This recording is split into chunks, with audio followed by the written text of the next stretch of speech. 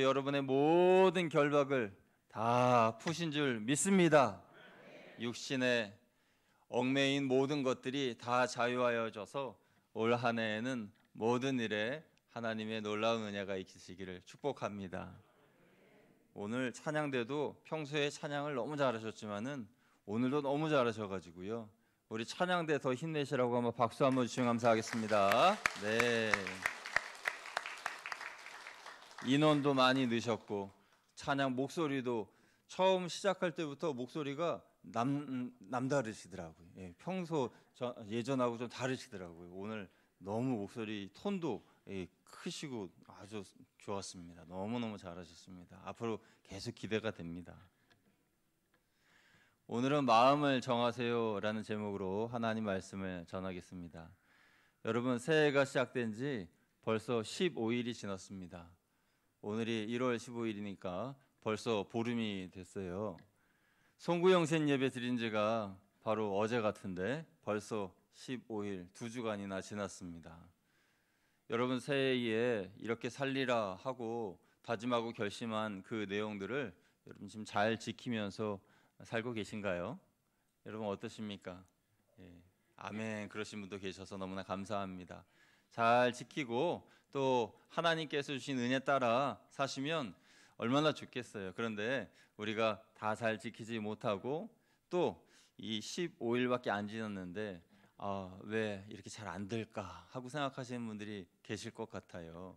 그래서 우리가 연말에 후회하지 않으려면 이 세 가지를 분명히 기억해야 합니다. 오늘 드리고 싶은 하나님의 나누고 싶은 말씀은 이 세 가지를 우리가 꼭 잘 지키자라는 것을 드리고 싶은 것인데요. 이것만 잘 지키면 우리는 올 한 해 후회하지 않는 그런 한 해를 여러분 보내실 겁니다. 우리가 후회하지 않고 살 수 있는 방법, 그 세 가지 중에 첫 번째, 그것은 내 마음을 하나님께로 정했는가, 이것입니다. 한번 저를 따라해 주시면 감사하겠습니다. 나는 하나님께로 마음을 정했는가?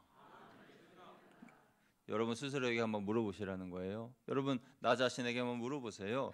너는 하나님께 마음을 정했느냐? 이렇게 한번 물어보시기 바랍니다.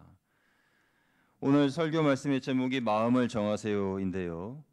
후회 없는 삶을 살려면 우리는 구체적이면서도 신실한 신앙의 목표를 세워야 합니다.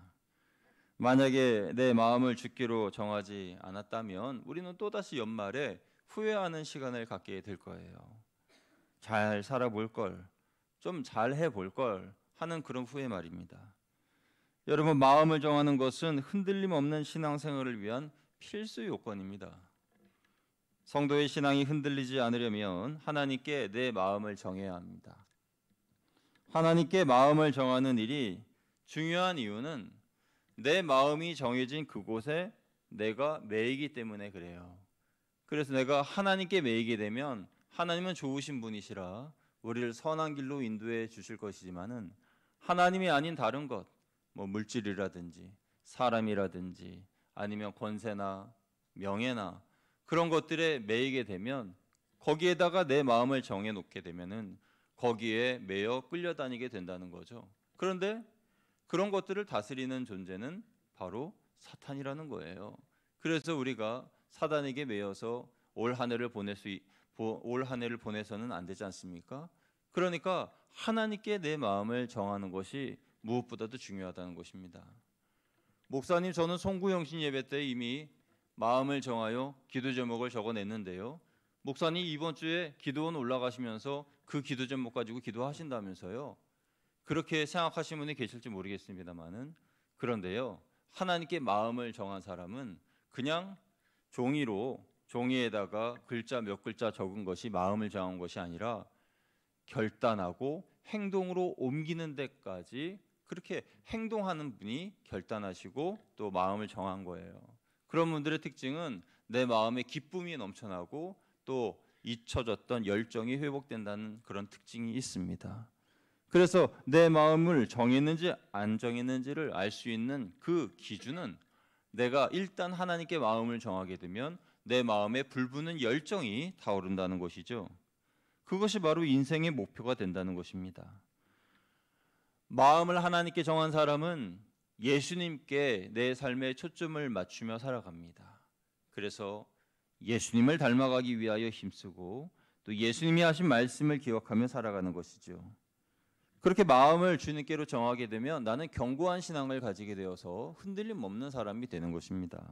여러분, 후회 없는 삶, 흔들리지 않는 신앙을 갖기 위해서 우리는 제일 먼저 내 마음을 하나님께로 정해야 됩니다.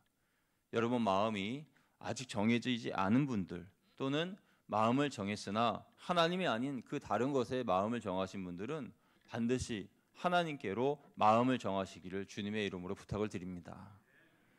후회 없는 삶을 살려면 우리는 하나님께로 내 마음을 고정시켜야 한다라는 것이죠. 본문의 시편 기자인 다윗은 시편 108편 1, 2절에서 이렇게 고백했어요. 우리 아까 읽었지만 다시 한 번 더 같이 읽어봅니다. 시작. 하나님이여 내 마음을 정하였사오니 내가 노래하며 나의 마음을 다하여 찬양하리로다. 비파야 수구마 깰지어다. 내가 새벽을 깨우리로다. 아멘. 1절 다시 한번 띄워주시면요. 이 시편 기자인 다윗이 하나님께 마음을 정하자 그 입술에서 하나님을 찬양하는 노래가 흘러나왔다라고 고백하고 있습니다. 그리고 이어서 마음을 다하여 온 마음을 다하여 하나님을 찬양하게 되었다라고 고백하는 모습을 봅니다. 그러니까 이 다윗의 마음은 감격의 마음으로 바뀐 거예요. 하나님에 향한 감사의 마음, 하나님께서 주시는 그 감격으로 하나님을 찬양할 수 있게 된 것입니다.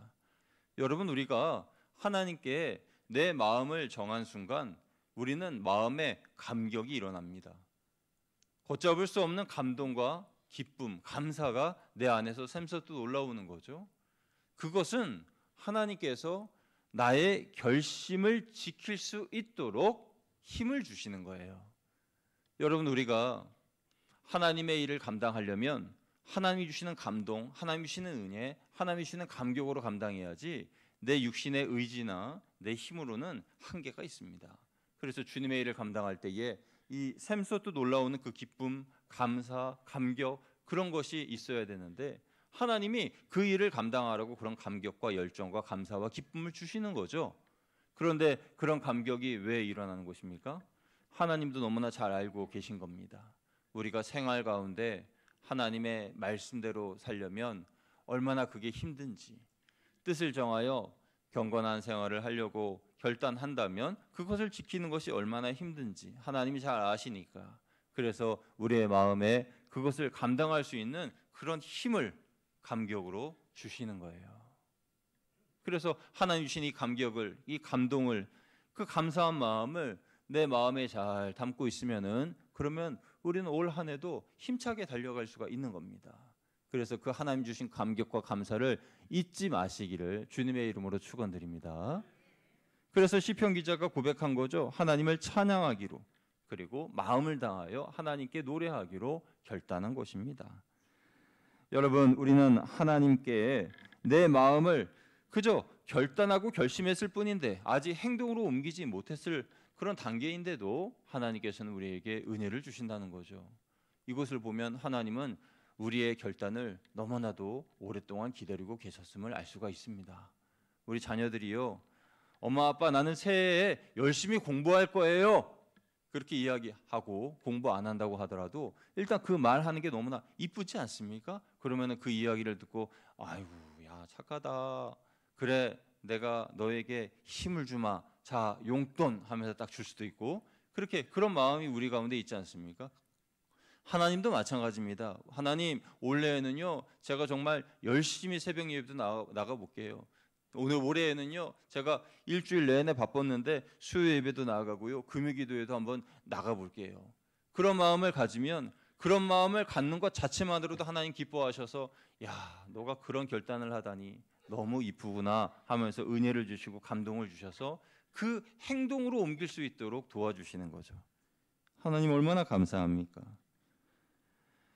이렇게 하나님께 마음을 정하게 되면 하나님께서 감격과 감사를 주시는데, 그런데 안타깝게도 마음을 정하지 않게 되면은 내 삶에 아무런 변화가 일어나지 않습니다. 여러분, 내 삶에 변화가 일어나려면 그 변화를 일으킬 수 있는 행동이 뒷받침되어야 됩니다. 그저 하나님께서 은혜 주시기만을 기다리고만 있어서는 안 되는 거죠. 어떤 행동으로 옮겨야 되는 거예요. 그래야 내 삶에 열매가 맺혀지는 것이고 은혜가 넘치게 되는 겁니다. 만약에 여러분께서 하나님을 향하여 여러분의 마음을 정하지 않고 그냥 나는 주일 예배 한번 드리는 것으로 만족할래요 라고 하신다면, 그러면은 신앙의 발전이 없을 뿐만 아니라 우리의 영은 점점점 메말라갈 것입니다. 하나님께 마음을 정하지 않으면 말씀드린 대로 하나님이 아닌 다른 것에 내 마음을 정하게 되고 그것에게 내 마음을 빼앗기게 되면 점점점 내 신앙은 약해지고 그리고 내 영은 심지어 죽게 됩니다. 여러분, 영이 죽으면 육신은 살아있지만 무엇이 문제냐면 우리가 교회에 나와서 예배드릴 때의 기쁨이 사라지고요, 주님의 봉사를 감당할 때에 즐겁지 않고 그 일이 힘들어요. 그래서 하나님 일을 할 때 자원하는 마음으로, 기쁜 마음으로 주님 제가 하겠습니다 이런 마음이 아니라 아유 제발 저는 시키지 말아주세요 이런 마음이 되는 거죠. 그러면서 점점 하나님과 거리가 멀어지게 되는데요, 그러면 내 영이 점점 메말라가고 죽어지면서 결국은 하나님이 싫어 떠나가게 되는 그런 안타까운 일들도 생기게 되는 겁니다. 그러지 않기 위해서 먼저 성도님들은 이 새해 15일밖에 안 지났습니다. 이 새해에 우리가 가져야 할 그런 마음가짐은 첫째, 하나님께 내 마음을 정하는 거예요. 다시 하나님께 여러분의 마음을 정하시기를 주님의 이름으로 축원드립니다. 세상의 그 어떤 것이 아니라 하나님께 여러분의 마음을 정하셔야 됩니다. 그러면 두 번째는 뭘까요? 한 해를 감사와 감격으로 마치기 위해 두 번째로 우리가 생각해야 할 것은 마음에 정한 바를 실천하고 있는가라는 것입니다. 한번 따라하겠습니다. 마음에 정한 바를 실천하고 있는가? 여러분, 계획하신 모든 것들은 실천하시기를 주님의 이름으로 축복합니다. 여러분이 마음에 정하신 것은 실천하셔야 돼. 행동으로 옮기셔야 됩니다. 그래야 믿음의 발전이 있고 성장이 있는 것이죠. 많은 성도님들이 경건 생활의 중요성을 알면서도 자꾸 실패하는 이유는 그 중요성을 알면서도 실천하지 않기 때문인 것이죠. 신앙을 마음에 두고 생활에 적용하는 것, 그것은 참 어려운 일입니다. 신앙생활을 교회에서만이 아니라 우리 일반 생활에서 적용시키면서 살아가는 것은 참 쉬운 일이 아니에요. 아주 쉬워 보이는 그 식사 기도도 믿지 않는 사람과 같이 식사할 때에 그 앞에서 눈을 감고 기도하는 것이 참 부담스러운 일이 아닐 수가 없어요. 우리 신방 대원들하고 신방 다니면서 점심 식사 때가 돼가지고 식사를 하려고 그러면은 옆에 이 식당에 안 믿는 사람들이 이렇게 앉아 있는데, 그런데 우리 이 신방 대원들하고 같이 식사를 해요. 그러면은 보통은 제가 기도를 합니다. 그래서 제가 신방 대원들 다 계신 데서 자 이제 밥 나왔으니까 우리 같이 식사하실게요. 하나님 아버지 하면 모든 시선이 저에게 쏠리는 느낌을 받습니다. 그 식당 안에 있는 모든 사람들이 저를 쳐다보는 것 같아요. 그런데 제가 기도를 꼭 하는 이유는 믿는 사람은 이 식사를 앞에 두고 하나님께 감사하며 기도를 한다라는 것을 그 사람들도 보아야 되니까, 그래서 그렇게 하는 거예요. 어떤 경우에는 기도하기 너무 어려운 환경도 있어요. 막 왁자지껄 하면서 시끄럽고 분주하고 정신도 없고 바로 앞에 있는 분에게 말소리도 안 들릴 정도로 그 시끄러운 그런 식당들도 있고 막 그래요. 그럼에도 불구하고 하나님 앞에 기도를 하는 거죠. 이것은 우리의 믿음을 실천하는 것인데 행동으로 옮기는 게 어려운 거예요. 아니 목사인 저도 이렇게 힘든데 여러분들은 직장에서 믿지 않는 그런 동료들하고 같이 식사하실 때에 자 기도합시다, 어떻게 그럴 수가 있겠어요? 또는 여러분 기도하실 때 이렇게 기도 못 하잖아요. 그래서 제가 늘 말씀드리잖아요. 기도할 때 하나님 아버지 감사합니다. 이렇게 기도하시는 분들이 많이 계십니다. 이게 기도인지 얼굴을 쓰다듬는 건지 하나님 감사합니다. 일용할 양 주셔서 하고 이제 안경 딱 쓰는 거예요. 이제. 그럼 이제 기도 끝난 거지. 이제. 이제 양심으로는 하나님께 기도를 했는데 근데 이제 그게 기도인지 뭔지 잘 몰라요. 여러분 신앙생활이라고 하는 것은 본질적으로 영적 전쟁입니다. 한번 따라하시면 감사하겠습니다. 신앙생활은 영적 전쟁입니다. 예, 그래요. 그래서 우리의 신앙생활이라고 하는 것은 보이지 않는 영적 전쟁이어서 그래서 마귀와의 싸움이고 사단과의 싸움이고 나 자신과의 싸움이고 내 자신 안에 있는 불신앙과의 싸움이고 그런 끊임없는 싸움을 우리가 하는 겁니다. 이스라엘 백성들이 가나안 땅에 들어가려고 할 때에 그들이 착각한 것이 하나 있습니다. 뭐냐면 우리가 가나안 땅에 들어가면 하나님께서 우리에게 약속하신 젖과 꿀이 흐르는 땅과 저 가나안 땅의 풍요로운 과실과 그곳에 있는 모든 가축들을 다 공짜로 주시겠지. 그런 생각을 했어요. 그래서 가나안 땅을 가나안 땅에 정탐하러 들어간 그 12명의 정탐꾼 중에 10명은 그들이 그러니까 그 가나안 땅을 지키고 있는 키 크고 장수 같은 사람들이 딱 버티고 있는 것을 보고 두려워가지고 말이죠. 그래서 우리는 못 들어갑니다. 메뚜기입니다. 저 땅에 지키고 있는 주인들이 있어요. 그렇게 이야기하는 거예요. 아니 하나님께서 들어가서 그것을 너희가 차지하면 너희의 땅이 될 것이다 라고 분명히 약속해 주셨는데 아니 막상 보니까 거기를 지키고 있는 그런 장수들이 있다는 거예요. 여러분 우리의 신앙도 마찬가지입니다. 우리가 하나님으로 은혜를 받고 또 천국의 그런 은혜를 내 것으로 그리고 내 미래의 그런 어떤 좋은 것들을 지금 내가 취하기를 원한다면 그러면 영적인 전쟁을 해야 되는데 우리가 가져오려고 하는 마음의 평안이나 은혜나 그런 축복이나 그런 것들을 내가 가져오려고 하면은 그것을 딱 지키고 있는 존재가 있어요. 바로 사단입니다. 어둠의 권세 잡은 그 공중의 권세 잡은 자들이 우리가 하나님의 축복을 받고 은혜를 받고 신앙이 성장하고 믿음이 자라고 충성하고 헌신하고 이런 꼴을 못 보죠. 그래서 어떻게 해서든지 하나님께 은혜를 받지 못하게 하기 위해서 저 가나안 땅에 큰 장수들처럼 딱 지키고 있는 거예요. 그래서 열심히 기도하리라, 새벽 예배 나가리라, 수요 예배, 금요 기도에 나가리라 하고 딱 마음 먹으면은 그 시간대마다 뭐 약속이 잡힌다든지 타이어에 펑크가 난다든지 뭐 그런 일들을 만들어 가지고 어떻게 해서든지 교회 못 나가게, 어떻게 해서든지 은혜 못 받게 하는 것이 바로 사단의 계획인 거죠. 그런데 그것을 우리가 영적으로 분별을 안다면 아하, 영적 싸움이 시작됐구나. 그래, 내가 싸워서 저 땅을 내가 차지해야지. 하나님이 내게 주시는 은혜를 내가 차지해야지. 그런 마음을 가지고 교회에 나오고 신앙생활을 하면은 그러면 다행인데 아무런 분별력과 아무런 그런 어떤 영적 자각 없이 그냥 그렇게 하루하루 살다 보면은 그러면은 신앙이 점점 약해지게 되는 거죠. 왜냐하면 신앙생활이라고 하는 영적 전쟁인데 그걸 깨닫지 못하니까. 이스라엘 백성들이 들어가야 할 그 땅, 가나안 땅은 싸움을 통하여 얻는 땅입니다. 그냥 하나님께서 공짜로 주신 땅이 아니에요. 전쟁을 통해서 싸움을 통해서 쟁취를 통해서 뺏어 와야 되는 그 땅이 바로 가나안 땅이었어요. 그런데 그것을 모르고 하나님 그냥 공짜로 주시는 것 아니었어요? 아니 왜 꼭 싸워야 됩니까? 하며 불평했던 그 10명의 정탐꾼과 함께했던 이스라엘 백성들은 그 출애굽 1세대들은 다 광야에서 죽었습니다. 오직 갈렙과 여호수아만 가나안 땅에 들어갈 수 있었어요. 그 2명 갈렙과 여호수아는 12명 중에 2명이었는데 우리는 하나님의 말씀을 붙잡고 저 땅을 우리 것으로 쟁취할 수 있다라고 얘기했던 사람들이에요. 그 2사람만 들어가고 나머지 할 수 없다 한 10명은 다 광야에서 이슬처럼 사라지게 된 겁니다. 여러분 우리도 하나님 주시는 이 은혜와 상급과 축복은 공짜로 주시는 게 아니라는 것을 알아야 됩니다. 영적 싸움 없이 거저 얻게 되는 것은 아무것도 없어요. 그래서 우리가 그 땅에 들어가 그 믿음의 땅, 믿음의 유업, 그 상급을 내 것으로 취해야 되는데 우리는 한 가지 더 기억해야 할 것이 그 싸움은 이미 예수님께서 싸우셔서 승리한 싸움이고 우리는 주님과 함께 들어가기만 하면 말씀을 의지하여 순종하기만 하면 다 내 것이 된다는 거예요.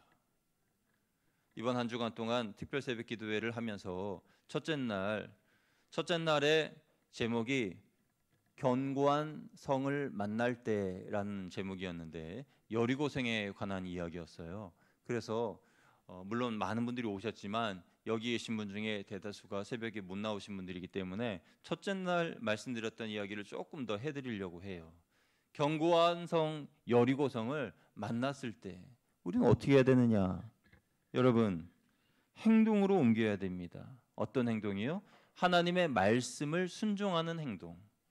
그래서 하나님께서 그들에게 말씀하셨어요. 여리고성을 무너뜨리려면 성을 매일 새벽에 일어나 하루 한 번씩 돌아라 라고 말씀하셨어요. 아니, 새벽이라고 하는 시간은 좀 편하게 좀 잠잘 수 있는 시간인데 그때 일어나서 그 성을 돌라고 하시니까 이스라엘 백성들도 힘들었을 거예요. 그런데 일어나서 그 성을 하루 돌았어요. 그리고 하루가 지났어요. 그 다음날 또 한 바퀴 돌았어요. 하루가 지났어요. 그 다음날 또 돌았어요. 그렇게 6일 동안을 돌았어요. 그리고 난 다음에 7일째는 7바퀴를 돌게 하셨어요. 그리고 외쳐라 와 하니까 성이 와르르르 무너졌습니다. 그런데 그 6일 동안 돌면서 사람들은 생각했을 겁니다. 아니, 하나님 왜 돌라고 하시지? 이렇게 돈다고 저 뭐 우리가 이길 수 있는 것도 아닌 것 같은데, 그런 생각은 들었지만 일단 하나님이 말씀하시니 돌았어요. 그리고 외쳤어요. 그렇죠, 무너졌어요. 여러분, 하나님께서 굳이 6일간 그리고 7일 동안 이렇게 돌게 하신 이유는 그들의 믿음을 보신 겁니다. 순종하는지 안 하는지를 보시고자 하나님께서 그들을 돌게 하신 거예요. 하나님은 전능하신 하나님이신데 굳이 6일을 그리고 7일 마지막 날 그렇게까지 돌아야 할 필요가 뭐 있습니까? 한 번만 딱 돌고 외쳐서 무너뜨리실 수도 있는데, 아니면은 외치지도 않고 돌지도 않고 그냥 하나님께서 전능하신 하나님의 능력으로 그냥 와르르 무너뜨려 주실 수도 있는데 왜 그렇게 수고스럽게 계속 돌게 했습니까? 그것도 이른 아침에.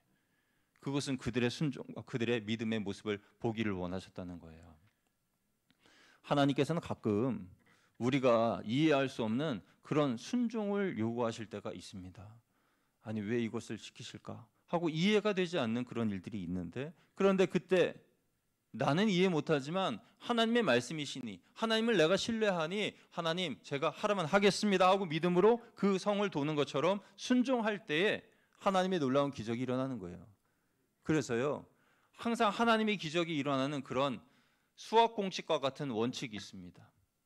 하나님의 약속과 나의 믿음과 순종이 만나게 되면 기적이 일어나는 겁니다. 한번 따라 하시면 감사하겠습니다. 하나님의 약속과 나의 믿음과 순종이 만나면 기적이 일어납니다. 아멘.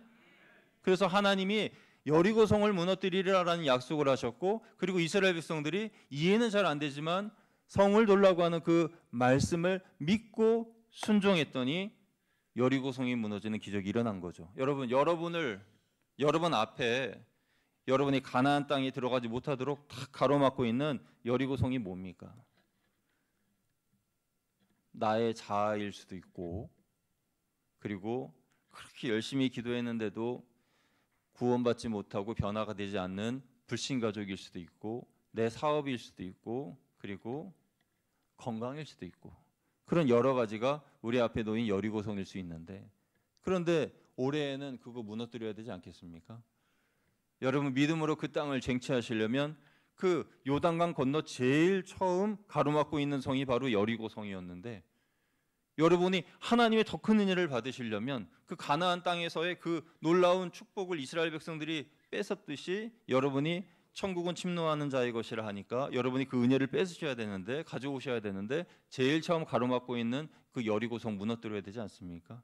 그 성만 보면 위축되고 그 성 만나면은 내가 좀 부끄럽고 그랬던 그런 과거의 모든 기억들, 그런 것들이 이제 다시 되면 안 되잖아요.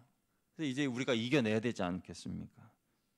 그래서 우리는 영적 싸움을 해야 되는 겁니다. 세상 만사가 다 그렇습니다. 뭐 하나 수고하지 않고 이루어지는 일들이 없어요. 악기 하나 다루더라도 열심히 반복하고 잘해야, 그렇게 시간을 들여서 공을 들여서 노력을 해야 잘 다룰 수가 있는 거죠. 그래서 열심히 반복하고 훈련해야 됩니다. 순종도 마찬가지입니다. 영적 싸움도 마찬가지입니다. 자꾸 반복해야 됩니다. 그렇게 반복하고 자꾸만 훈련하고 그러다 보면 그것이 나의 체질화가 되는 거죠. 인이 배긴다 그러잖아요. 근데 그 인이 배긴다는 말은 좀 나쁜 의미로들 많이 쓰시는데 영적으로도 이 경건한 생활을 내 몸에 인이 배기게 해야 되죠. 그래서 하루 이틀 또는 한 달, 두 달로는 안 되는 그런 이 경건 생활의 훈련이 1년, 2년, 10년, 20년 계속 꾸준히 이어지다 보면은 힘들지 않은 거예요. 저는 새벽에 일어나는 것이 전혀 힘들지 않습니다. 왜냐하면 저절로 그 시간에 눈이 떠져요. 그래서 이게 제가 노력해서 된 게 아니라 사실은 어쩔 수 없이 해야 되기 때문에 제가 새벽에 일어나다 보니까 이렇게 된 거예요. 그러니까 어쩔 수 없이 해야 된다라는 그런 사명감도 이렇게 사람을 변화시키는데 자원하는 마음으로 내가 하나님을 기쁘시게 해드려야지 하는 그런 마음을 가지고 한다면 그러면 하나님이 더 큰 은혜를 주실 줄로 믿습니다. 이것이 바로 영적 싸움이고 가나안 땅을 내 것으로 침노하는 것이죠. 하나님의 약속을 믿고 나의 순종과 믿음이 하나가 되면 우리는 무너뜨리지 못할 여리고성이 없습니다. 감당할 수 있습니다. 이겨낼 수 있습니다. 우리의 생각과 사고를 할 수 있다는 것에 초점을 맞춰보시기를 주님의 이름으로 부탁을 드립니다. 세 번째로요.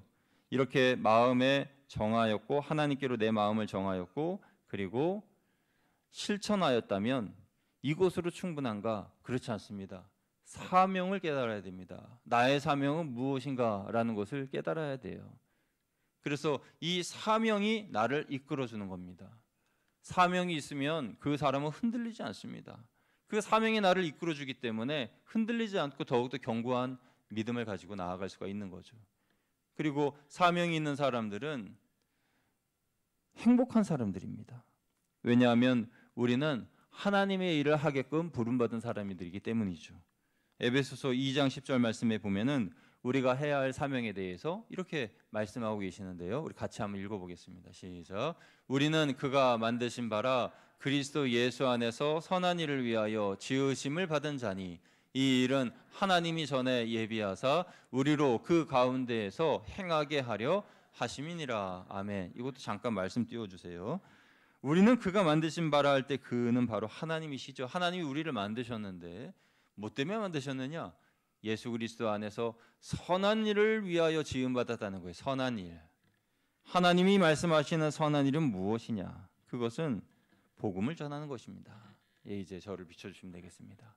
우리가 복음을 전하는 것이 하나님의 선한 일이고 이 사명은 개인의 사명일 뿐만 아니라 교회의 사명이고 우리 모두의 사명이에요. 그런데 이 사명을 감당하는 사람들에게는 하나님께서 표적을 주시고 능력을 주시는데 마가복음 16장 17, 18절에 이와 같은 표적을 주신다 그랬어요. 같이 한번 읽어봅니다. 시작. 믿는 자들에게는 이런 표적이 따르리니 곧 그들이 내 이름으로 귀신을 쫓아내며 새 방언을 말하며 뱀을 집어올리며 무슨 독을 마실지라도 해를 받지 아니하며 병든 사람에게 손을 얹은즉 나으리라 하시더라. 아멘. 이와 같은 능력이 여러분에게 임하시기를 주님의 이름으로 축원드립니다. 그런데 이 능력은 이 표적은 언제 주어지느냐? 복음을 전할 때에 주어지는 능력이라는 거예요. 그러니까 복음을 전파하는 이에게 주시는 표적이라는 것입니다. 그래서 복음 전파의 사명을 감당하기 위하여 주셨는데 하나님이 주신 이 능력을 우리가 받아 올해에는 죄를 이기고 병을 낫게 하고 그리고 악한 사단 마귀를 쫓아내는 그런 놀라운 기적의 역사가 여러분에게 있게 되시길 주님의 이름으로 축원드립니다. 이전에는 죄에 눌리고 마귀에게 쫓겨다니고 어떤 두려움의 대상 가운데 벌벌 떨었던 그런 우리들의 모습이라면 이제는 완전히 바뀌어서 죄를 물리치고 사단을 쫓아내고 병든 사람에게 손을 얹은 즉 낫게 되는 그 놀라운 기적의 역사가 우리의 삶에 있기를 소원하는 것입니다. 예수님 땅끝까지 복음을 전파하라는 이 사명은 저와 여러분이 받은 사명이고 이 사명을 감당하기 위해 올해 우리는 전도 대행진과 같은 그러한 또 목표를 두고 달려나가기를 원하는 것입니다.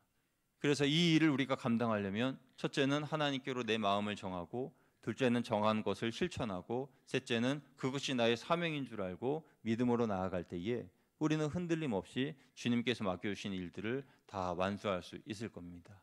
이 세 가지를 잘 감당하신 여러분들은 올해 연말에 하나님께 잘 살았다라고 칭찬받는 여러분들 되실 것이고, 여러분 스스로도 와, 올 한 해는 정말 다른 때와는 달리 기도하고 부르짖은 대로 응답받았어 라는 고백을 하시는 여러분이 되실 줄로 믿습니다. 그런 한 해가 되시기를 축복합니다. 기도하겠습니다. 하나님 감사합니다. 우리는 하나님의 선한 일을 감당하라고 지음받았습니다. 우리는 하나님의 선한 일을 할 때 가장 행복합니다. 그 복음 전파의 사명을 감당하는 우리 모두가 될 수 있도록 인도하여 주시고, 이 일을 감당하기 위해 먼저 내 마음을 하나님께로 정하게 하여 주시고, 정한 그 기도의 제목들을 실천하여 응답받는 그런 기적의 역사가 우리의 삶에 일어나게 하여 주옵소서. 우리 주 예수 그리스도의 이름으로 감사하며 기도드리옵나이다.